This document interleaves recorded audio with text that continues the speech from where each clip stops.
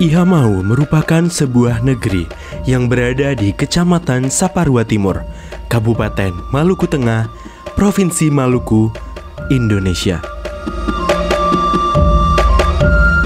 Berdasarkan sensus penduduk tahun 2008, penduduk negeri Ihamahu berjumlah 1.613 jiwa.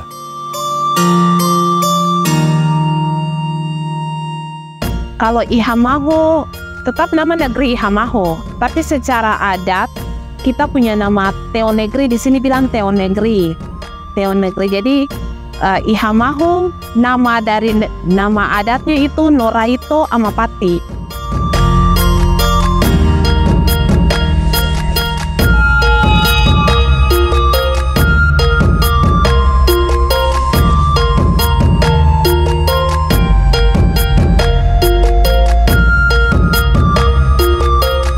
Ihamahu di sebelah utara berbatasan dengan negeri Iha. Negeri Iha. Kalau di sebelah selatan berbatasan dengan desa administratif Mahu. Kalau di barat itu berbatasan dengan Laut Seram, sedangkan di sebelah timur berbatasan dengan Laut Banda. Ihamahu juga merupakan salah satu negeri di Saparua Timur dengan bentuk negeri yang memanjang, yang terdiri dari 4 wiji. Di sini, karena kita negeri adat, kita ada punya lingkungan yang namanya wik, disebut wik, tidak disebut RT, RW tidak ada. Kita di sini wik, jadi wiknya itu terbagi 4. Di negeri Ihamahu ada 4. Yang pertama Silanusa, Leatemia Luhulima, Sahetapi Hitipeu, dan yang terakhir itu Kipalwa. Jadi nama-nama wik ini diberi nama sesuai dengan kepala sua, marga dari kepala sua yang memimpin di negeri Ihamahu. Jadi Ihamahu itu punya 9 sua. Berdirinya negeri Ihamahu merupakan perjuangan sebagian kecil dari rakyat kerajaan Iha yang cinta akan tanah tumpah darahnya. Mereka terpaksa tetap tinggal menyembunyikan diri di hutan sekitarnya. Untuk mengenai kerajaan Iha yang keseluruhannya dari kecil sampai besar yang kita tahu itu, yang pertama itu kan Portugis dulu yang menjajah. Iya, Portugis. Setelah itu Jepang turun ke Belanda. Jadi kita ini semuanya ini dijajah oleh Belanda. Jadi pada waktu itu kerajaan Iha ini sangat tinggi. Itu kerajaannya itu dibangun mungkin sejak abad 14 atau sebelumnya juga sudah ada.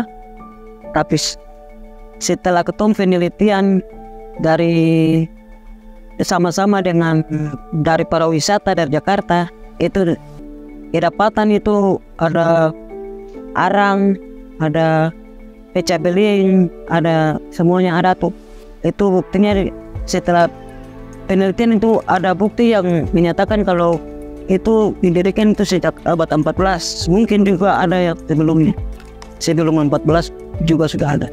Sebelum penjajahan bangsa Belanda, masyarakat kerajaan Iha hidup aman dan tentram. Namun, setelah Belanda datang, mereka merampas hasil bumi dan terjadilah perlawanan antara kerajaan Iha dengan Belanda. Perlawanan waktu itu, mereka menggunakan berbagai macam cara untuk mengalahkan kerajaan ini. Tapi setelah ada pengkhianatan di dalam kerajaan sendiri, yaitu raja. Itu bukan raja, tapi dia itu salah satu dari bagian dari anak Sua.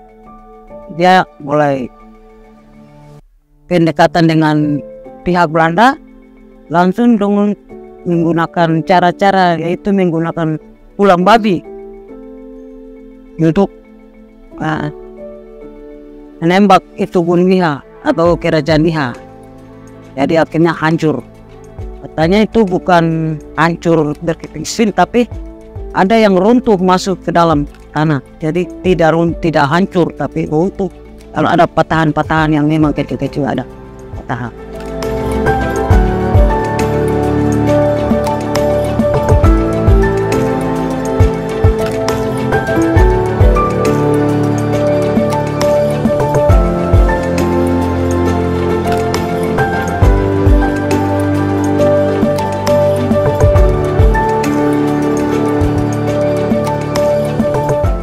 Yang setelah penelitian yang terjadi,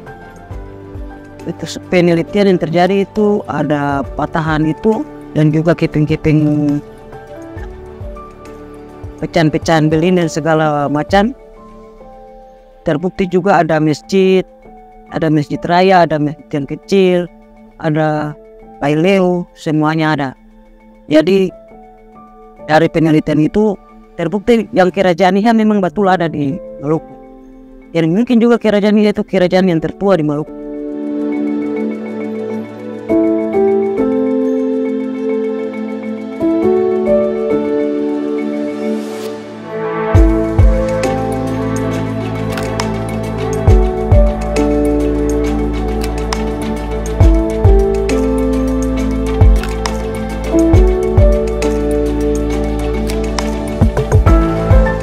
Ya, di atas itu, di kerajaan itu ada berbagai batu, begitu juga dengan modelan batu nisan, batu itu yang mau dibilang batu meja. Ya, batu meja itu tempat berunding orang tua dulu. Kalau sudah terjadi perlawanan, musuh sudah datang, ada perundingan dulu. Jadi perundingan dulu, lalu kalau sudah lihat ada musuh sudah mulai datang, baru pakai itu tahuri atau kulibia kewang itu. Jadi tiup, langsung dong lari semua.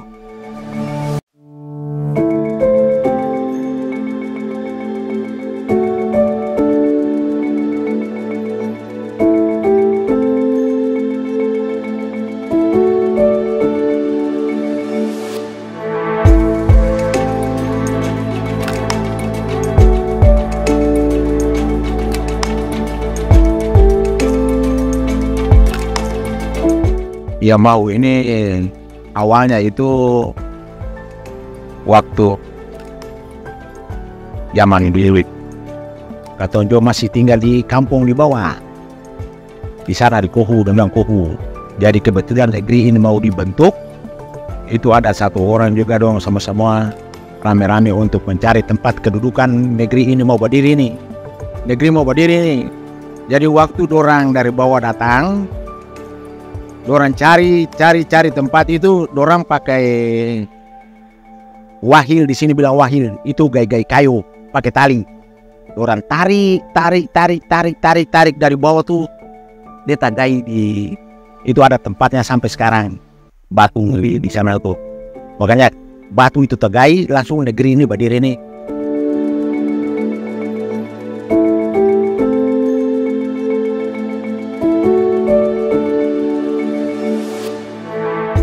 Dulunya itu kan cuma 7 soa, tapi sesudah kebelakangan ada soa lagi yang masuk untuk memenuhi persyaratan, maka ia mau sekarang terbentuk dengan 9 soa. 9 soa, soa Iha, soa Mahu, soa Sirsori, soa Hatala, Matalete, soa Kulur, soa Pia, dengan soa Lima. Di baileu itu 9 tiang tuh. Itu baileu 9 tiang. Itu 9 ya, tetap 9 semuanya masih aktif.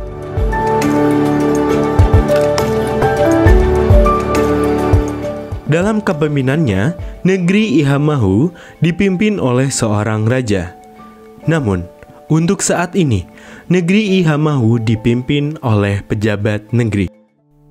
Ihamahu ini dulunya disebut desa dan dipimpin oleh kepala desa. Itu sesuai dengan peraturan pemerintah nomor 5 tahun 1999. Kemudian setelah muncul peraturan daerah Kabupaten Maluku Tengah tentang negeri, maka negeri-negeri di Kabupaten Maluku Tengah tidak lagi menggunakan sebutan desa, tetapi sebutan negeri selaku negeri adat.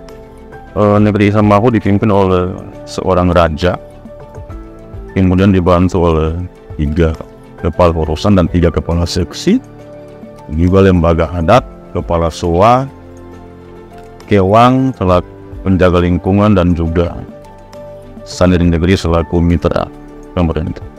Untuk negeri Ihamahu saat ini masih dipimpin oleh penjabat karena memang masa pemerintahan, masa tugas atau periodisasi raja telah selesai di bulan September tahun 2022, sehingga sampai saat ini jabatan raja masih kosong dan negeri ini dipimpin oleh penjabat pemerintah negeri.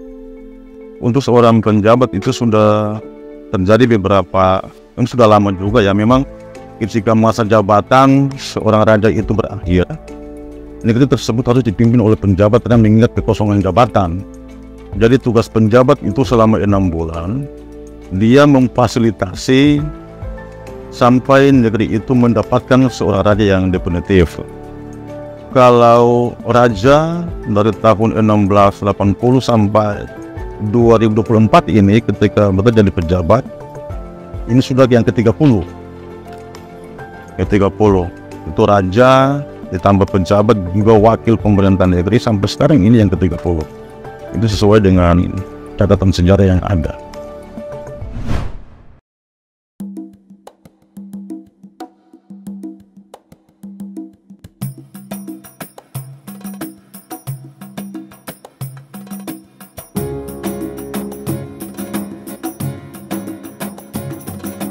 Ya, jadi negeri ini ada beberapa bagian yang juga tidak terlibat dalam pakaian adat.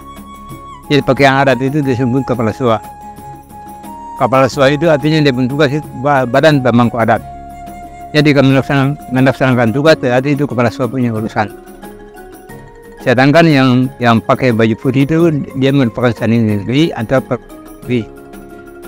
Jadi dia merupakan DPRD negeri. Jadi kepala SUA itu yang pakai perangkat adat itu dia punya ini beda.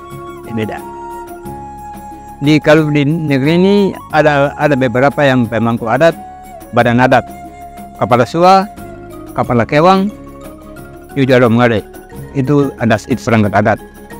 Nah, juga ada staf sendiri, kayak staf kan sendiri lagi. Kemudian dengan sanini negeri.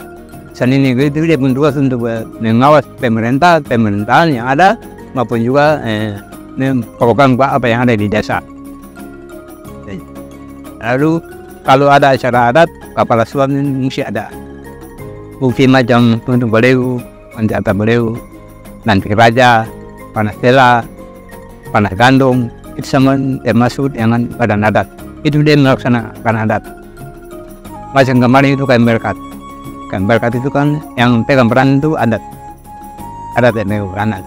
Jadi ketika kepala SUA atau badan adat ini dilantik, yang lantik itu ini pelaksana adat yang tuan negeri yang lantik, langsung dia kasih pakai atribut adat itu langsung. Jadi kalau kepala SUA itu mata rumah, kepala SUA itu mata rumah, sedangkan sanini itu aspirasi dari SUA masing-masing. Jadi mesti ada pertemuan SUA, dipersetujuan oleh SUA, kepala SUA itu mata rumah. Jadi kalau di dalam struktur adat di Ihamahu itu SUA itu SUA yang pertama.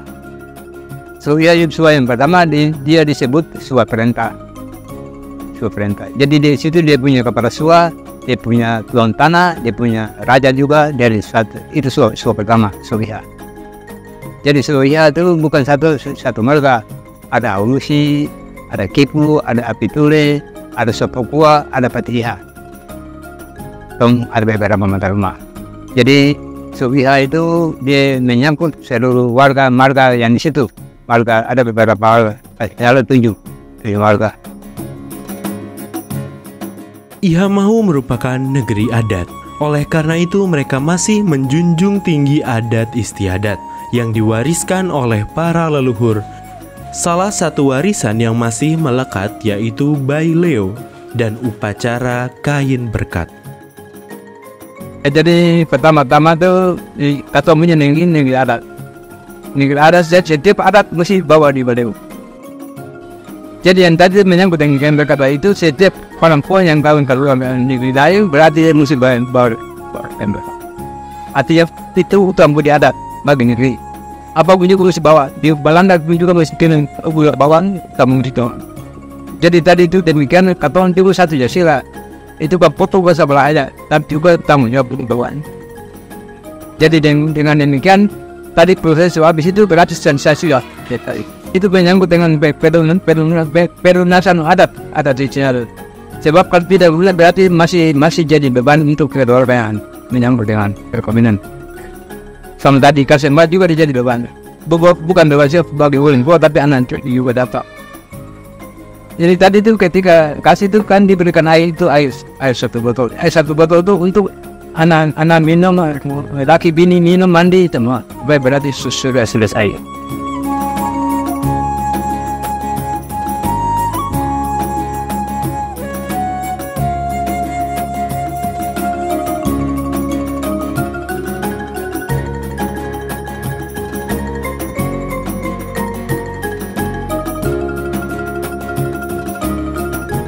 Baileo ini tempat untuk berapat. Berapat tuh. Ada masalah-masalah apa aja mau musyratan di sini berapat. Dengan luas wilayah 12,10 km persegi, negeri Iha Mahu terdapat berbagai lahan untuk pemanfaatan berbagai fasilitas dalam memenuhi kebutuhan masyarakat. Di sini mata pencahariannya beda-beda, tetapi mayoritas mata pencaharian penduduk negeri itu petani dong. Ada petani sagu, tapi ada juga petani tanaman hortikultura ya, kayak gitu. Tapi di sini juga ada nelayan, tapi nelayan juga tidak sebagian besar, tergantung dengan musiman. Salah satu mata pencaharian yang menjadi potensi utama di negeri Iha Mahu yaitu petani sagu. Tong sekarang di utang Iha Mahu. Itu ada pekerjaan ini sagu. Tong punya pekerjaan hasil, utama di kampung Iha Mahu Nori Tong Pati ini. Cuma tong ambil ini separuh karena kita mesti ambil dari pertama tuh mulai dari letu sagu, rubuh sagu itu tebang. Disensor, dijadiin mut-mut, baru disele, baru diparu nih, diramas, dimasuk di sahani lah, di sahani, dikuras sampai bersih, dibuang lagi, sagunya duduk di dalam gotin.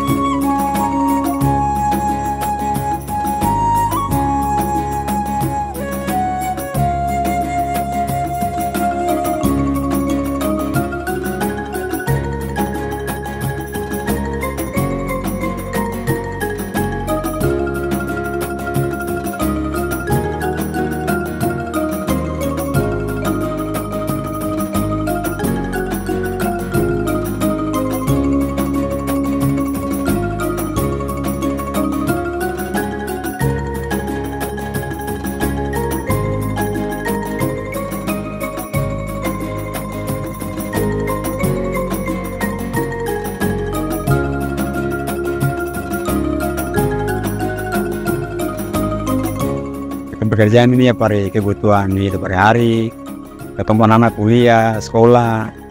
Jadi kalau 1 minggu ketemu paksa kerja, bisa 1 guti bisa dapat 30 karung. Bukan tumang lagi kan seperti karung tuh. Nah ini karungnya.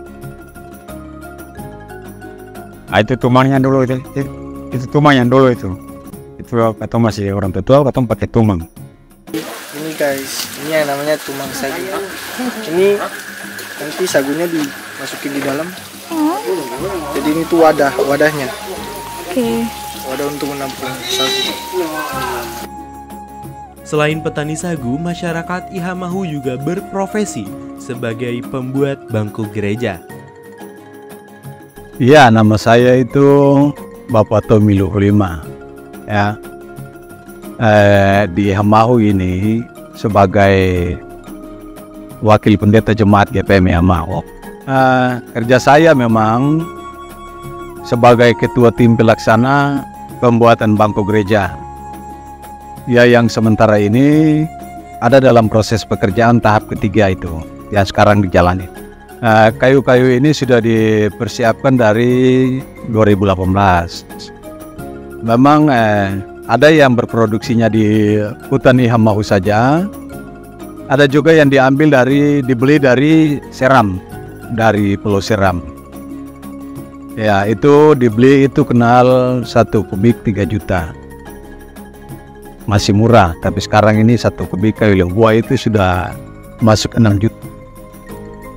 Ya, jadi pembuatan bangku gereja untuk gereja Betfage Jemaat GPM Ihamahu itu ada 100 buah bangku yang sudah dikerjakan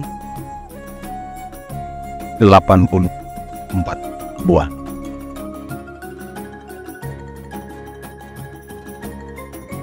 Mulai angkat pekerjaan itu tahap pertama itu 2021.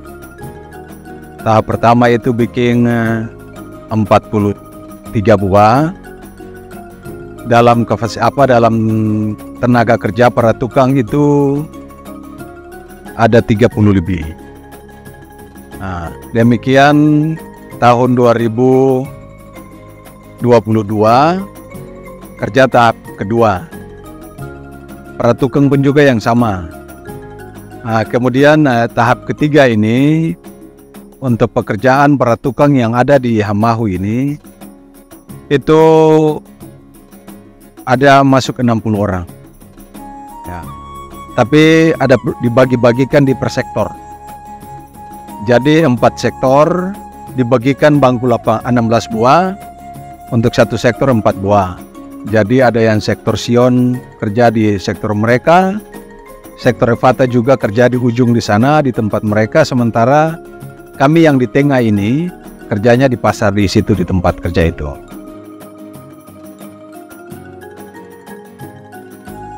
Ya, kalau bangku kayu seperti itu tidak mungkin dikeluarkan dari gereja kan. Tapi khususnya di dalam gerejanya saja tidak bisa dikeluarkan. Kalau kita punya kursi-kursi futura, itu ada acara-acara gerejawi di mana-mana tempat di jemaat di sini, di klasisliasi ini bisa dikeluarkan, dibawa ke Taparua, jemaat-jemaat yang lain yang membutuhkan. Kalau kegiatan besar, event besar. Selain petani dan tukang, nelayan juga menjadi mata pencaharian masyarakat Ihamahu. Namun, tidak sebagian besar. Nelayan, beta nih nelayan dari masih kecil itu sampai setua ini. Jadi kalau untuk ditanyakan untuk Patino, kalau di seluruh pulau yang di Saparua ini tanya saja tahu beta. Karena beta pantai asing di laut mungkin. Kenalan teman paling banyak Lolot Itawaga, apalagi sampai di Pia-Pia. Kenal. Kalau bilang Patino saya don't tahu memang nelayan asli. Dan kalau untuk ikan, pancing ikan saya bisa lawan, memang saya bisa lawan. Kemarin aja itu memang sudah meninggal kemarin dulu ini. Jadi tinggal saya jadi ikan tuh nanti dibawa ke Sapporo baru orang Haria ya jual. Iya, kalau untuk bicara tentang mengail ikan ini, semua orang senang mengail ikan. Tapi kalau menaranya tidak bagus, pergi kosong, pada akhirnya kan mungkin bawa katong pergi kosong terus. Apalagi kalau bilang maitua bilang kata bikin bakal, beli rokok lagi.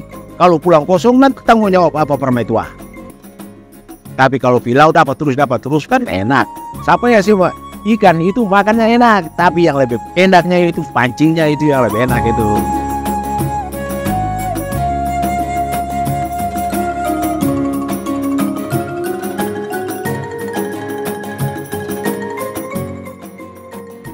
Kalau UMKM di sini, kalau yang negeri dibentuk dari negeri itu satu, IKM Noraito namanya.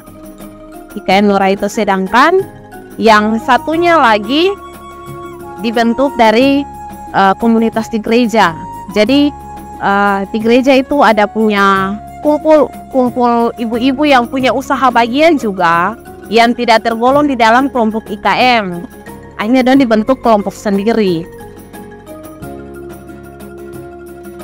Salah satu UMKM atau biasa disebut dengan IKM Noraito Amapati sudah berdiri sejak tahun 2004. Kelompok ini memproduksi beberapa olahan sagu. Di antaranya ada tepung sagu, serut kenari original, serut kenari cappuccino, bagea kenari, bagea bawang putih, bangket sagu, halua kenari, sagu tumbu.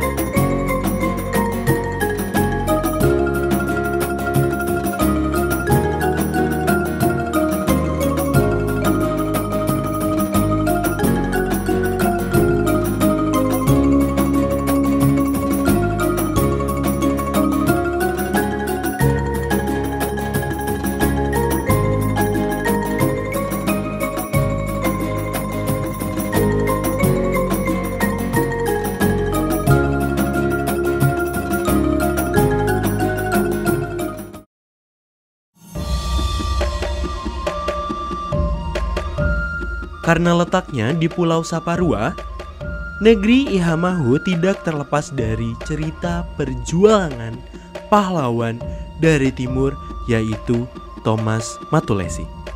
Ya, untuk Kapitan Patimura di Saparua ini masing-masing mempertahankan bahwa dia dari mana, asalnya dari mana. Tapi kalau memang menurut cerita-cerita bahwa di tempat Patimura itu ada asal dari beberapa negeri sekali, dari Haria, ada juga dari Ulangaka, ada juga dari Kawaka.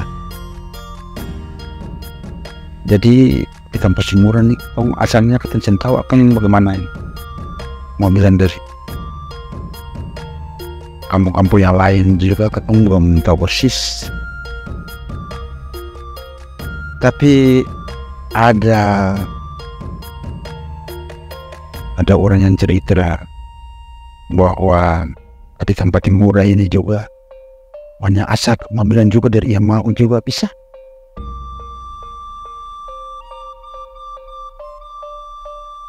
Tapi di sini dong bertanya-tanya bahwa Kapitan Saparua itu, Kapitan Patimura itu asalnya dari mana. Untuk menggali informasi lebih lanjut, kami berkunjung ke rumah Thomas Matulesi dan bertemu dengan ahli waris dari Thomas Matulesi. Kalau dilihat dari prosesi obor yang dilakukan di setiap tahun pada khususnya di Pulau Saparua, perayaan HUT Patimura setiap tahun pada tanggal 15 Mei tahun berjalan itu obor Patimura yang selama ini dibuat di Gunung Saniri. Pada saat Thomas dan teman-teman atau semua raja yang ada pada saat zaman semua berkumpul di Gunung Sandiri. Dengan pertemuan yang dilakukan pada saat Thomas waktu itu di Gunung Sandiri, disitulah semua raja dilibatkan. Maka tua-tua adat, terutama tua-tua adat dari Tuaha yang berperan pada saat itu, pada saat pertemuan itu terjadi, maka disitulah ada satu hal penting yang dilakukan pada saat itu, terutama apeh yang dibuat oleh para leluhur kita di zaman tahun 1817 di Gunung Sandiri. Yang berperan pada saat itu di Gunung Sandiri lewat pertemuan, lewat pembuatan apeh. Pada saat itu yang menjadi satu pimpinan untuk bagaimana membuat apeh itu tua-tua adat yang berasal dari negeri Tuah. Dengan demikian, dari rentetan dari tahun ke tahun, maka obor itu dilakukan pada tanggal 15 Mei untuk perayaan HUT Patimura. Obor yang dilakukan di Gunung Sandiri itu sesuai dengan apa yang dibuat pada tahun-tahun sebelumnya. Maka satu momen penting itu sebagai api yang dibuat oleh para tua-tua adat kita dulu sampai saat ini, itu semata-mata untuk bagaimana menggerakkan, membangkitkan pemuda-pemuda Maluku sekarang ini untuk bagaimana memiliki semangat spirit untuk melakukan perjuangan Thomas Matulesi yang dilakukan pada zaman dulu tahun 1817.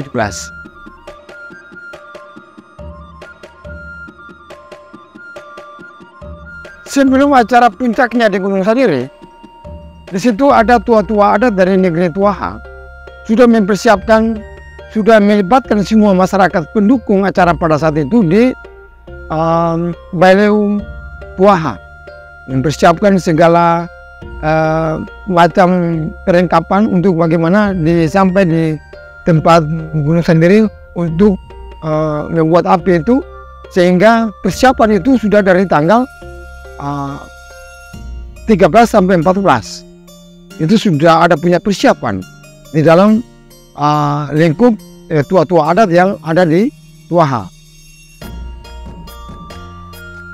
Tanggal 14 itu sudah ada sudah persiapan yang matang di lingkup rumah adat Tuaha.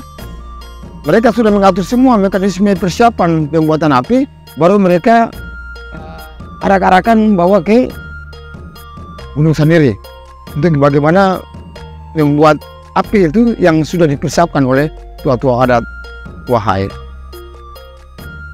Salah satu momen terpenting adalah pada saat Thomas ketangkap, Thomas Antonio Ribuk Pelibrata Mina Mikul Kesaulia. Pada saat mereka ketangkap, mereka digiring bawa ke Ambon. Salah satu momen penting untuk Ambon ini adalah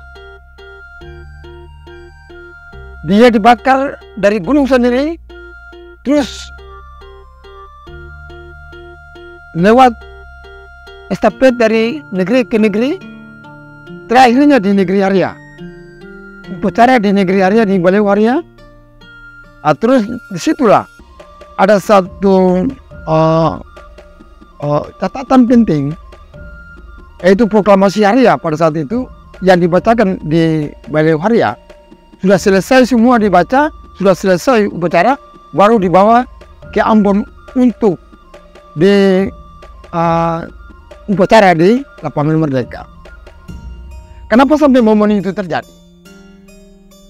Api seakan-akan itu membakar semangat para generasi muda, ya, membakar semangat para generasi muda supaya generasi muda yang saat ini dia bisa melakukan apa yang Thomas melakukan pada zaman tahun 1817 melawan Belanda.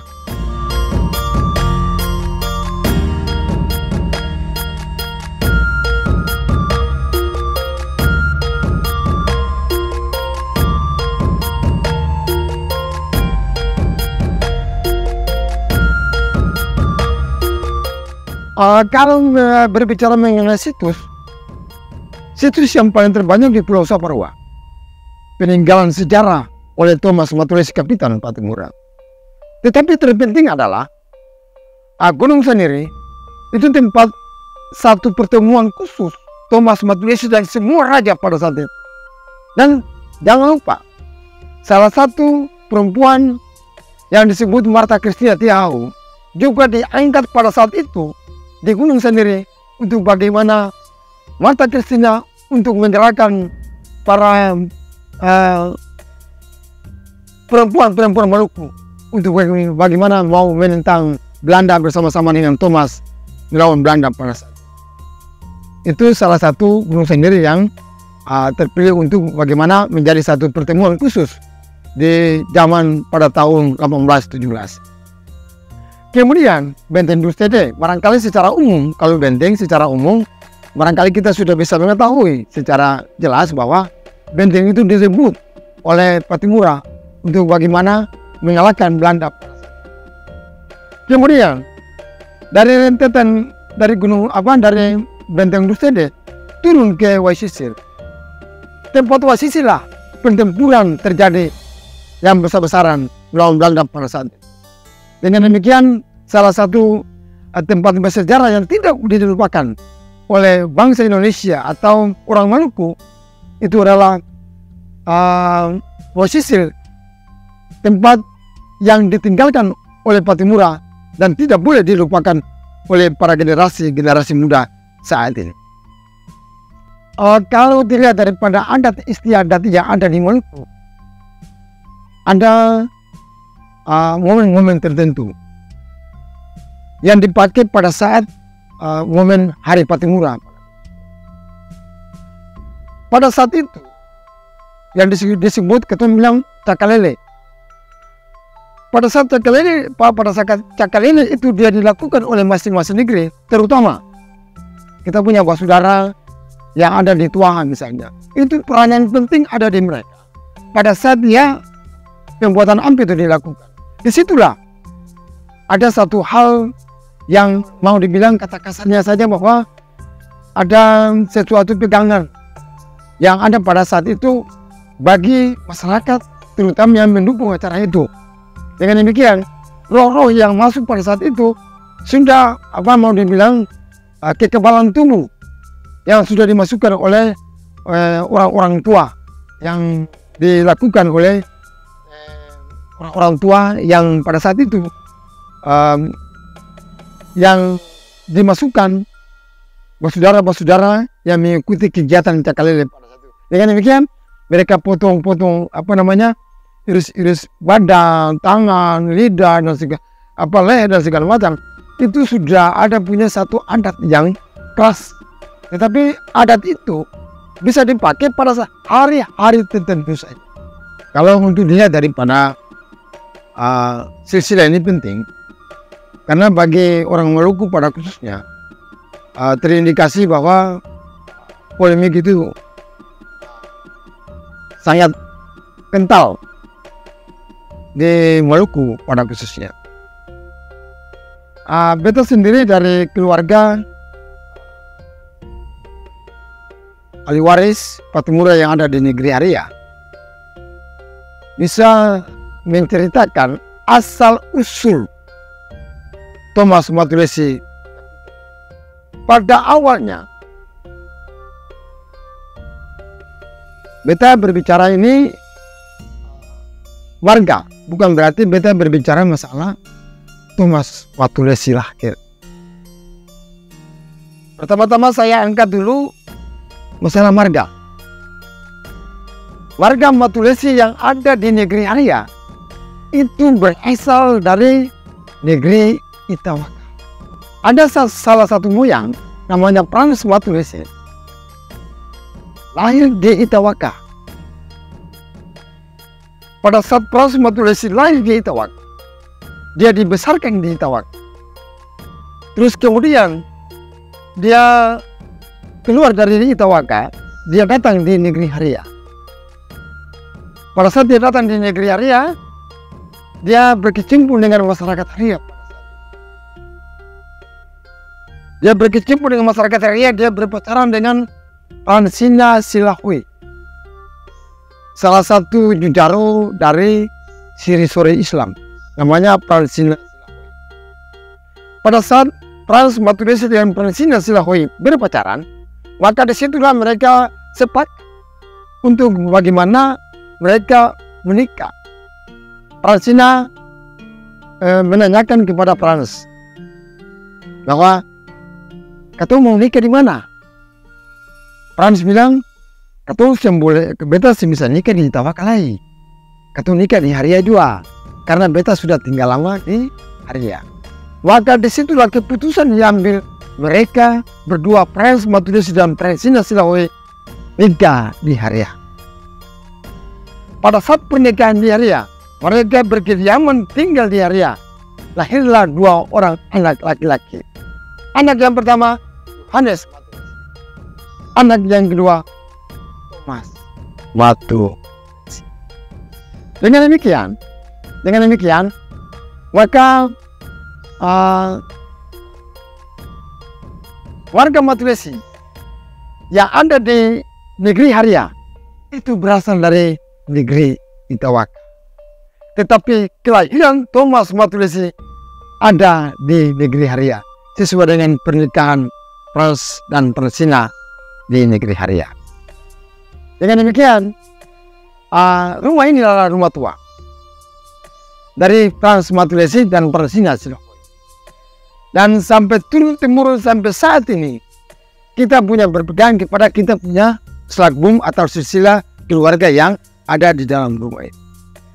Dengan demikian, maka silsilah yang dibuat oleh orang-orang tua dulu sampai saat ini, rentetan generasi yang sampai saat ini untuk beta generasi ke-11 dari kakaknya Thomas Yohanes Matulesi. Semoga apa yang adik-adik angkat ini itu menjadi satu hal penting untuk bagaimana bisa meneruskan cerita polemik yang terjadi yang selama ini didengar oleh masyarakat umumnya di Maluku. Iha Mahu memiliki pengaruh yang cukup besar di Saparua.